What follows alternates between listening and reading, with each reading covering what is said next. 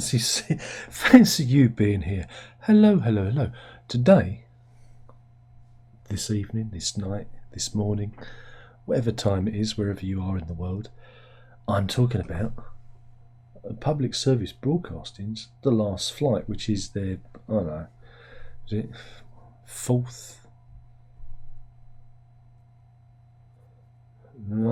album? I don't know, fourth or fifth album. But anyway, what are the chances, eh? You wait for ages, and then two concept albums about Amelia Earhart turn up at once. Yeah, yeah, they do. And this is the second one, The Last Flight by Public Service Broadcasting, which I just mentioned there. Again, I've been following this band for a long time, I guess from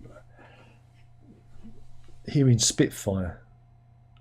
I heard that track. It was about 2012, 2013, and then their Educate, Entertain, Inform, I think that's what it was called, album. That was good, but I really like The Race to Space. I think I've reviewed all these somewhere. Hopefully I have. But I really like the Race to Space. The last two records, yeah, the one about the Welsh, it's about the Welsh, isn't it? And then the last one, which is like their love letter to Berlin. I don't know. It didn't charm me. I found it just irritating. I thought it was them just showing off about leaving the EU. It was like that's what I thought. That's what it felt like to me. It's rather a weird concept album. Let's do one about Berlin. Might as well do one about Catford and be done with it. But now we have The Last Flight, which is about the ill-fated journey of Amelia Earhart, flying around the world. Now we've already covered this because Laurie Anderson did this already, didn't she? She did this. Now we know if there was a battle between the albums, I know that one's the better one because it's Laurie Anderson, and you've got these guys. What to say? Bits of it I enjoyed, but that conceit that they use of using audio clips, grainy, crackly audio clips, it was fine on their first album. I thought it was a good, gimmick. It was a good little coat, but that was the whole point. The point is they went through the archive and they had all these little sound clips and they constructed music around it, and I thought that was very effective. But they use it again here, and again I was listening to this, and like I said, there are some parts of it, some of the instrumental bits I thought were really. There was one bit, I don't know if it's again. I don't know the name of the track because I was walking the dog. So that's how much interest I was. No, I was listening. I was like that. I was listening. But I don't know what the tracks' names were. I think it was either Arabian Flight on Monsoons or Electra. It was one of the middle or later tracks, which was instrumental. I thought it was really good. Again, they've kind of shied away from the synthesizer stuff of the previous album, and it's more guitar-y, so there's a lot more, basic, rhythm guitar stuff going on here, and very, propulsive rhythms driving forward. But like I said, these constant interruptions by crackly, static, voices from the time just pulls me out, because I end up listening to that and I don't end up listening to the music. Whereas with stuff on their previous album like Spitfire, it was the lyric. Those were the lyrics. Those kind of, that was the the melody line. That was the it all blended well. I found them just dragging me out. And then there is a couple of female vocalists. Again, I don't know their names, unfortunately, because I streamed it and there isn't a Wikipedia page up, and I can't find the details of who plays what on this, so it's probably around here somewhere. But there are two female vocalists, and they do two very nice songs, bit poppy, bit saccharine, a bit basic as well, a little bit basic, I thought. Not sure. Again, when they do trad songs, I think that's where it all falls apart. I don't think they're particularly good songwriters. I think it's that's where the gimmick, it's where the souffle collapses. I don't think they're particularly good at that. But I got to thinking they should have gone at this like a concept album. It is a concept album, and I think they work best when they do have a concept to work with. Again, the first album was, rummaging through the sound archives. The Race for Space was, again, this is more in line with that. Whereas they take a historical idea, the Race for Space, and the Russians versus the Americans, and write a number of songs around that. And again, I think that's when they're more successful. But I was thinking, why didn't they get a vocalist, a female vocalist, to actually play Amelia Earhart and have her interjecting, saying I'm flying over, heading towards wherever, Howland or whatever, interjecting and bringing you into the cockpit with her. All these crackly bits, like I say, it divorces you from it, and I found it incredibly jarring. And it's a shame, because I think some of the music is, I think worked.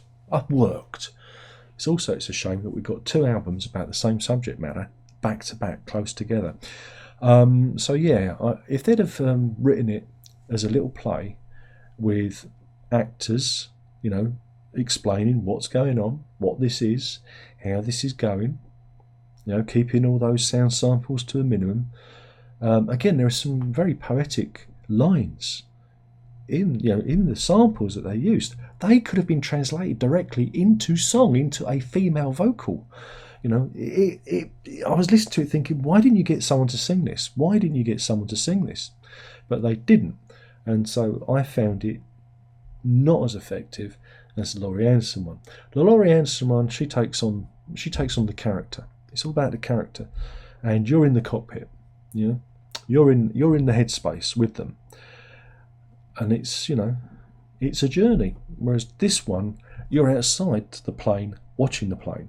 There's that element of distance. That's how I describe it. There's a level of distance in the way that they've done it. It's not as intimate, and I don't think it's as personal or effective, because again, a lot of the detail is lost because of the use of crackly bits of audio. Again, I think it's something you'd need to listen to on headphones. If you heard it, on a record, you're not necessarily going to pick up some of the lines, some of the things that they're saying.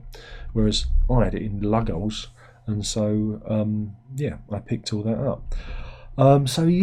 It's unfortunate that 2 albums about the same subject drops at the same time. What's the chance of that? It's literally like a month or so between them. What is the chances of that happening? I find it astounding that that it's so narrow as well. It's so narrow. Again, I tried to listen to this without thinking of the Laurie Anderson album, and that's why my criticisms are the way they are. Yeah, of course there's a little bit of influence, but you saw 2 different ways of telling the same story. One personal, one a little bit more filmic, cinematic. Also, like I said, I think some of the music is a bit basic. It's a bit, lacks sophistication. I don't think the emotional punches are there. Yeah. Again, this is my opinion. Should you check it out? Yeah, I think you should. I think you should listen to the Laurie Anderson one, and you should listen to this and see. You may have a different opinion. You may have a different favourite, and that's great, because we're all allowed to have different opinions. Though mine is the correct one, because this is my channel. Yeah, it makes sense, doesn't it? But you are allowed to have different opinions as long as you agree with me. No? Okay. But it'd be interesting to see what you have to say in the comments box below. You won't know. You won't. Brendan might. All right, Brendan, if you're watching, he might disagree with me. I thought it was very peculiar. What a very peculiar time that, like I say, that 2 albums should appear covering exactly the same topic. It's just, how does that happen? Check it out. Again, if you've heard this stuff before, you may enjoy it. I got more from it than the previous album, which I just couldn't get into. And yeah, I think it's better than the last two albums, but not as good as Race for Space, you know, in terms of the thing. But yeah, the concept helps them. Having a narrative arc, I think, really helps them focus their music and focus what they're doing. So, you know, that's a good thing. That's a good thing. So yeah, check it out. You know, or you could just do the Laurie Anderson one. Just do the Laurie Anderson one instead. Just do that. You see, look, just do the Laurie Anderson one. Yeah. So anyway, that's the review. Hopefully it's been educational, entertaining, and informative. And we'll do this all again soon. I've been talking about